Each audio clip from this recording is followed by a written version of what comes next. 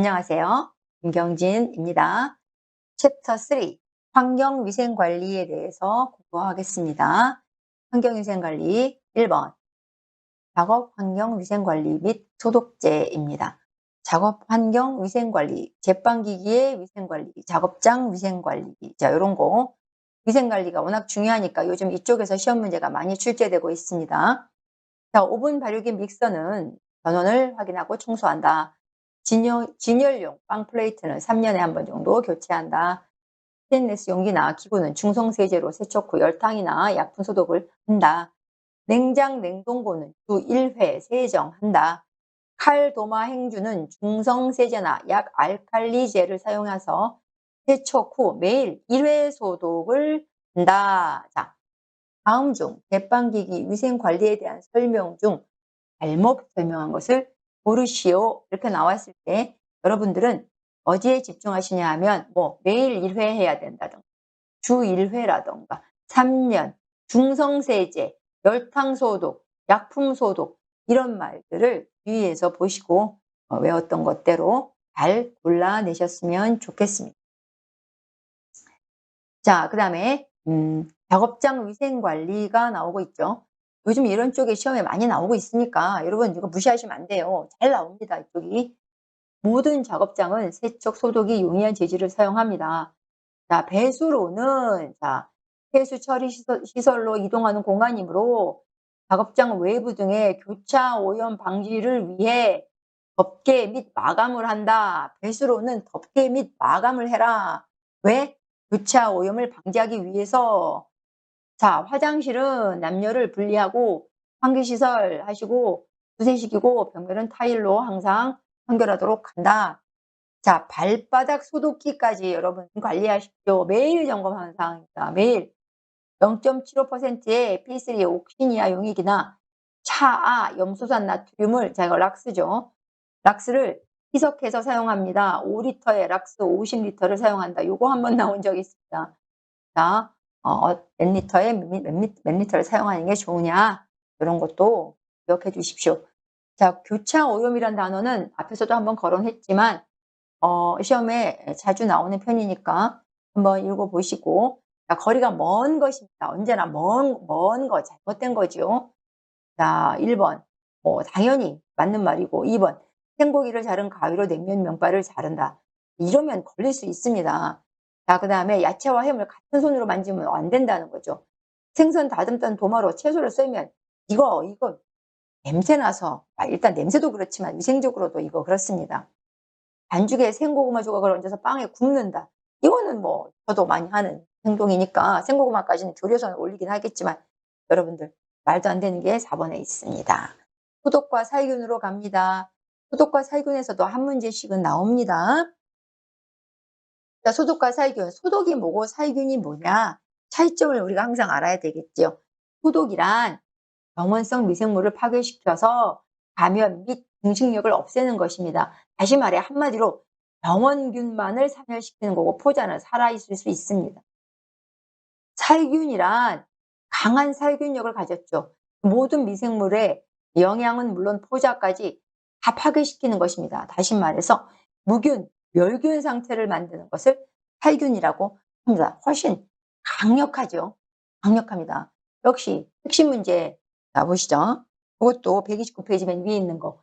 소독과 살균에 대한 설명으로 잘못된 거, 틀린 걸 고르셔죠. 살균했다고 해서 식중독이 발생하지 않는다. 네, 그런 일은 없습니다. 언제든지 걸릴 수 있습니다. 자, 살균은 모든 걸 죽이고 위험성 낮은 것만 소독은 죽이고 소독하더라도 남아있다. 그런 좋은 얘기들이 써 있습니다. 반드시 않는다. 이렇게 단정적인 거 이런 거가 정답인 경우가 많습니다.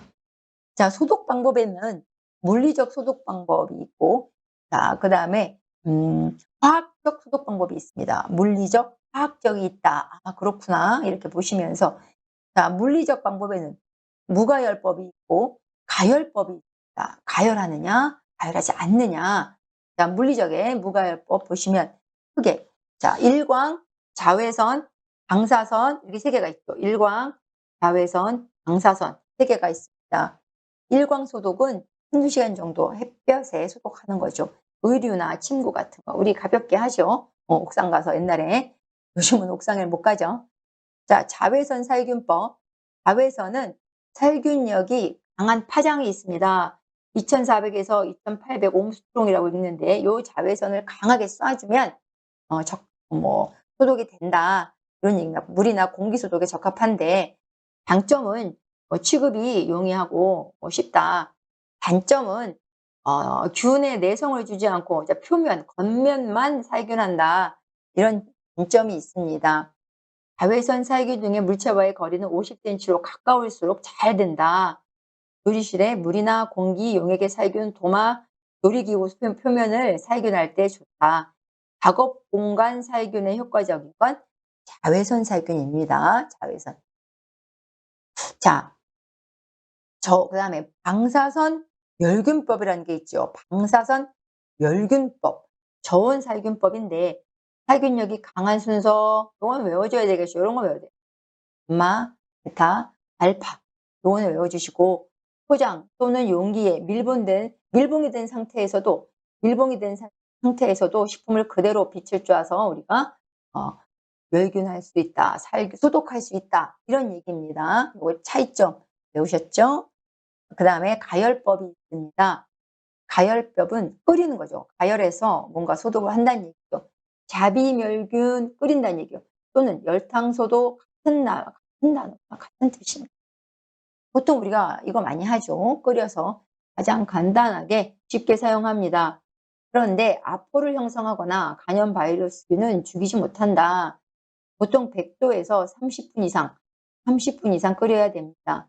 식기, 도마, 조리도구, 자, 이런 거는 자비멸균이 가능합니다. 증기소독법이라고 해서 증기를 발생시키는 것도 가열법 중에 하나입니다. 자, 그 다음은 화학적 소독법이 있겠죠. 화학적 소독법, 뭔가 화학제를 쓴다는 얘기인데, 소독약이 밑에 나올 건데, 일단, 소독약이 갖추어야 할 조건, 요거 시험에 나옵니다. 소독약이 갖추어야 할 조건, 아닌 것을 고르시오로 당연히 나오겠죠. 살균력이 커야겠죠. 작으면 왜 쓰겠습니까? 그죠? 살균제를 썼는데 부식성이 있거나 표백성이 없을 것입니다. 없을 것. 없어야지 부식하거나 하얘지거나 이러면 안 되잖아요. 석탄산 계수가 높을 것, 그다음에 침투력이 강할 것, 인체 무해할 것, 안전할 것, 값이 싸야 됩니다. 싸고 구입이 쉬울 것, 사용 방법이 간단할 것, 잘 물에 녹을 것, 이것이 소독력이 갖추어야 할 조건입니다. 석탄산 계수라 그래서 또는 다른 말로 페놀 계수라고 하는 말이 있습니다. 얘가 살균력의 지표이며 소독력의 평가 기준이 되는 아이입니다. 얘를 기준으로 합니다. 살균력의 지표다. 시험균으로 양티푸스균과 포도상구균을 이용한다. 시험균이 5분 내에 죽지 않고 10분 내에 죽이는 희석 배수를 의미한다. 석탄산 계수, 요거 좀 기억해 주세요. 이게 높을수록 살균력이 좋다. 이런 얘기고. 자, 소독약의 종류에 대해서 우리가 해보겠습니다. 소독약의 종류. 여기서도 하나가 나오죠. 그전에는 계속 뭐가 나왔냐 하면 역성비누가 나왔었습니다. 역성비누. 이게 좀 편한 것 같아요. 네, 우유살균. 여기서 하나 나오던가. 둘 중에 하나에서 나왔습니다. 잘 나옵니다. 역성비누도 그렇고. 3 내지 5%의 석탄산수는 실내 벽 같은 거 닦아주고요. 2.5에서 3.5% 정도의 과산화수소는 상처 소독. 우리 왜 소독하잖아요. 70에서 75% 알코올. 자, 요거는 피부 같은 거에. 자, 3% 크레졸. 크레졸은 화장실 소독에 적합합니다. 0.01이나 0.1%의 역성비누 나왔습니다. 200에서 400배로 희석하여 물에 풀어서 이 얘기죠. 5분에서 10분간 처리한다. 역성비누. 손소독, 식기소독에 적합합니다. 그런데 유의할 점이 중성비누와 이걸 섞어 쓰게 되면 효과가 없어진다는 겁니다. 섞어 쓰시면 안 돼요. 0.1%의 승홍, 이거 굉장히 맹독성입니다. 생석회, 이것도 화장실 소독. 오죽하면 화장실에 쓰겠습니까? 살균력이 강하니까 그렇죠. 염소, 우리 수영장 가면 이상한 냄새 나죠? 네, 수영장 살균 소독에 많이 사용합니다. 그 밖에 우유 살균법, 우유에서 한 번 한 적이 있는데 시험에 나온다고 그때도 제가 굉장히 많이 강조했었던 거죠. 가열 살균법 중에서 저온, 고온 단시간, 초고온 순간, 자, 요런 거 60에서 65, 30분, 70에서 75, 15초, 119, 138에서 2초. 여기서 시험 문제 어디서든 간에 문제가 하나 나온다는 거 기억해 주시기 바랍니다. 3번 미생물입니다. 미생물의 발육 조건. 1번 수분 활성도. 6가지가 나오게 되겠습니다. 수분 활성도, 쾌적 pH, 영양원. 그다음에 나머지 3개는 산소, 삼투압, 마지막으로 온도가 있습니다. 온도. 이 6가지가 미생물의 발육 조건입니다. 자, 첫 번째 수분 활성도, 워터 액티비티라고 해서 식품 내 수분 중에 자유수, 약한 결합수와 같이 미생물이 사용할 수 있는 물의 비율을 수분 활성도라고 합니다. 그래서 미생물별로 최저 생육이 가능한 수분 활성도가 여기 있죠. 세균은 0.95, 효모는 0.87, 곰팡이는 0.80입니다. 이 숫자까지 외워주시기 바랍니다. 최저 pH, 세균이나 효모, 곰팡이 각각 다릅니다. 세균은 pH 6.5에서 7.2 정도를 좋아하고 곰팡이나 효모는 그보다 낮은 약산성 4에서 6을 좋아합니다. 포도당 같은 탄소원이나 질소원, 무기염류, 비타민 B군을 얘네들은 영양원으로 영양제로 사용합니다. 이 4가지 군을 좋아합니다. 그 다음 산소.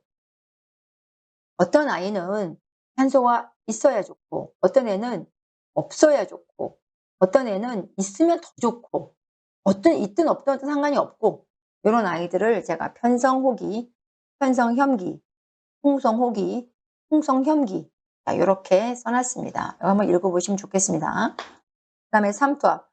농도가 다른 두 액체를 반투막으로 놓았을 때, 막아 놓았을 때 용질의 농도가 낮은 쪽에서 높은 쪽으로 용매가 옮겨가는 현상에 대한 압력을 우리가 삼투압이라고 한다. 자, 1번. 설탕, 식염에 의한 삼투압은 세균 증식에 영향을 끼친다. 네, 설탕이나 식염은 영향을 미친다. 일반 세균은 3%의 식염에서 얻게 됩니다. 소금을 싫어하죠. 소염 세균은 그런데 가능하다. 압력, 기압은 미생물 증식에 직접적으로 영향을 미치지 않는다. 이거 알고 가시고, 그 다음 온도. 보통 다 중온균이 많습니다. 대부분 중온균.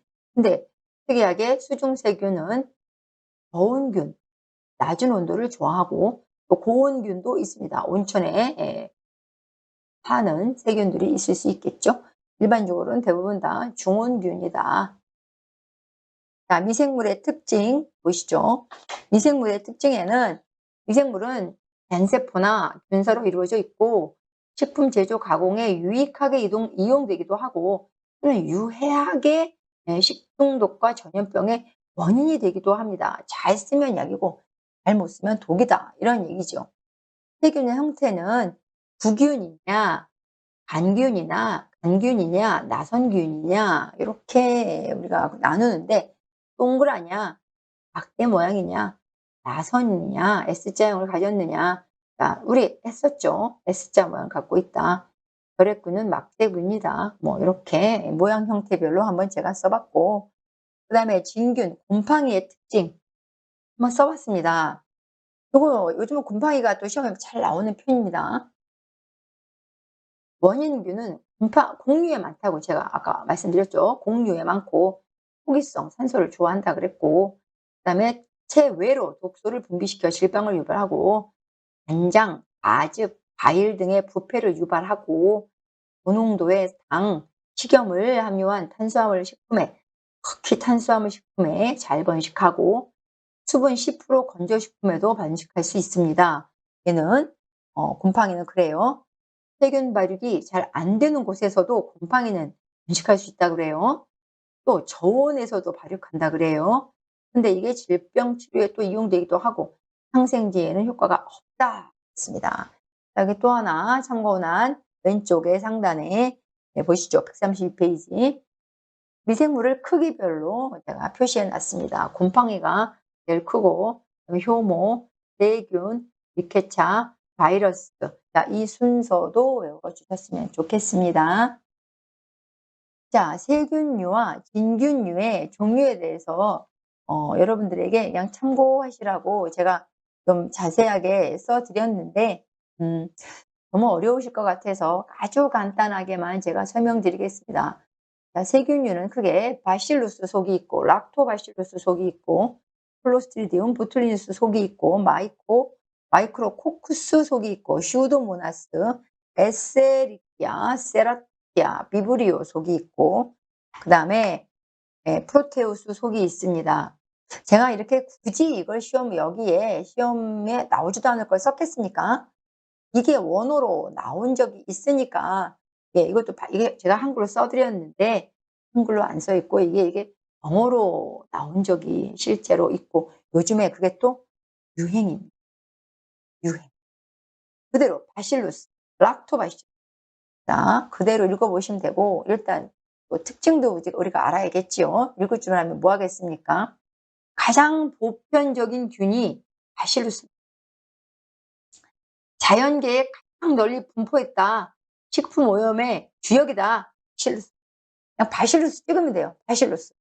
자, 결핵이나 빵의 점조성의 원인인 로프균이 포함되어 있다. 바실루스. 잘 모르면 바실루스 찍을까 봐요, 그냥. 자, 락토바실루스, 락토라는 말이 들어가 있잖아요. 네, 그러면 젖산과 유산과 관계가 있는 겁니다. 젖산균과 락토. 우리 보툴리누스, 요거 앞에서 배웠죠? 보포에서 배웠습니다. 아, 부패시 악취가 나는 원인이 되고, 네, 현기성 균이고, 보툴리늄, 네, 그것이 여기에 포함됩니다.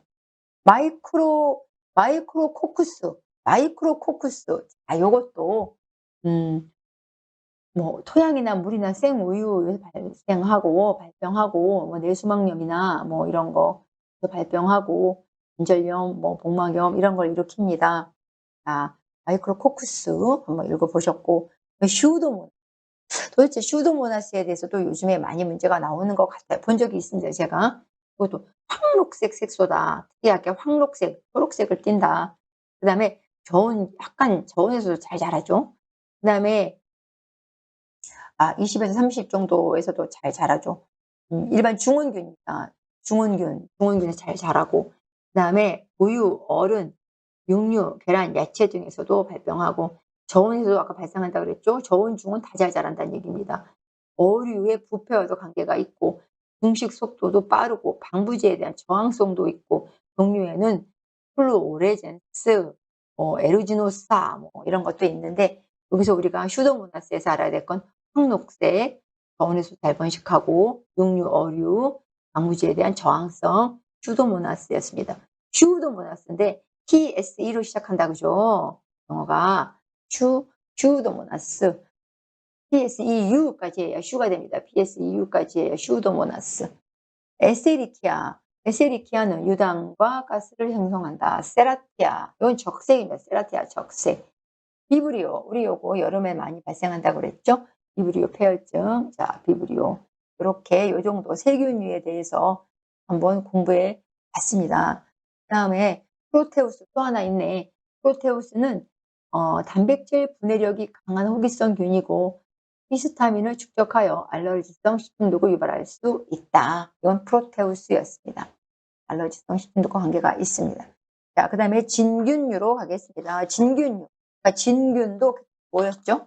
진균독은 곰팡이였죠. 곰팡이. 자, 곰팡이는 뮤코르, 리조프스, 아스퍼질러스, 페니실리움, 효모. 아이고, 읽어주시느라고 고생하셨어요. 뮤코르, 솜털, 곰팡이인데 식품 변폐에 관여하고, 리조프스라 그래서 거미줄 곰팡이가 있습니다.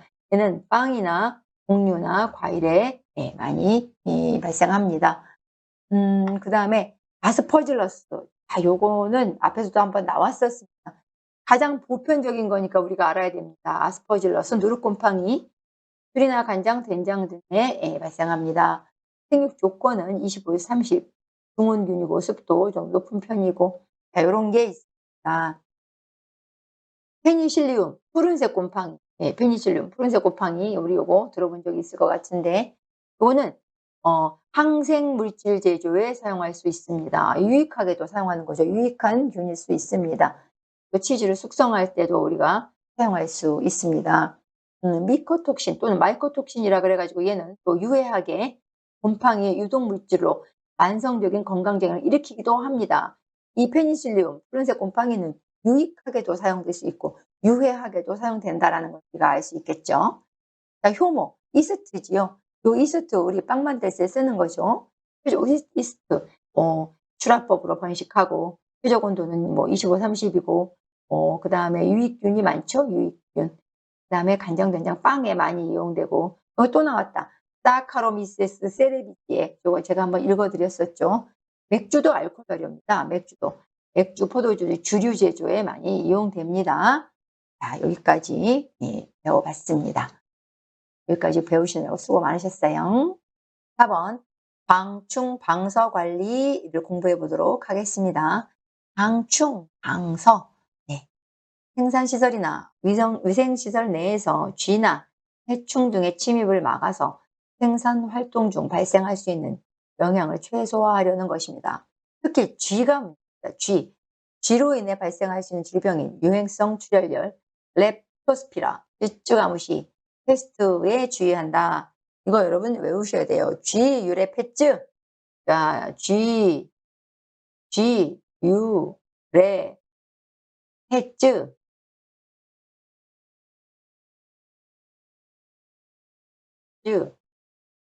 쥐 유래 패즈, 쥐 유래 패즈 이렇게 외워주시면 굉장히 도움이 됩니다. 쥐 유래 패즈. 쥐로 인해 발생하는 질병들이었습니다. 자, 풀어보기 한번 보세요. 환경위생관리 방안 중 방역회사가 해충 방지를 위하여 구제 작업을 시행할 때 시행 횟수와 기록 보존 기간은 어떤 것이 맞냐? 이거 시험 문제의 기출문제입니다. 연 2회 1년간 기간 1년간 보관을 해야 합니다. 연 2회를 하시고 시행하시고 보관은 1년 동안 하셔야 됩니다. 자, 방충 방서의 방법 어떻게 하느냐? 작업장 주변에 음식물 폐기물이 방치되지 않도록 관리하시고 주기적으로 방역 작업하시고 해충이 번식하지 못하도록 하면 된다. 자, 작업장 주변의 조경은 나무와 잔디보다는 자갈을 깔고 쓰레기장, 오폐수 처리장, 하수구는 월 1회, 주 1회 주기적으로 소독한다. 방충방서였습니다. 방충방서 시설. 오히려 이쪽이 좀 시험에 나오는 편입니다. 여기서부터 여기까지. 자, 모든 물품은 바닥을 15cm, 벽을 15cm 떨어진 곳에 보관하세요. 제과제빵 공정 중 방충 방소용 금속망 이렇게 막 이렇게 된 거 이렇게 된 거 있잖아요. 이런 거. 이런 망은 30 메쉬가 요 안에 들어있는 요 구멍 개수를 얘기하는 건데 30 메쉬가 적당하다. 자, 외워주시고 방충망은 2달에 한 번 이상 물이나 먼지를 제거한다 그랬습니다. 방충망은 2개월에 1회 이상. 주방에 환기 대형 시설물 1개를 설치하는 것보다 소형 시설물을 여러 개 설치하는 것이 효과적이다. 이거 말 바꿔서 이게 정답인 경우가 많아요. 아닌 것을 고르시오 할 때. 그 다음 작업장에는 호충 등이나 바퀴 트랩, 페로몬, 배치 트랩, 쥐덫 전부 다 이런 종류입니다. 잡는 것들 설치해서 유입된 해충을 잡는다. 확인하고 예방한다. 이런 시설을 하시는 게 좋겠다. 이런 얘기입니다.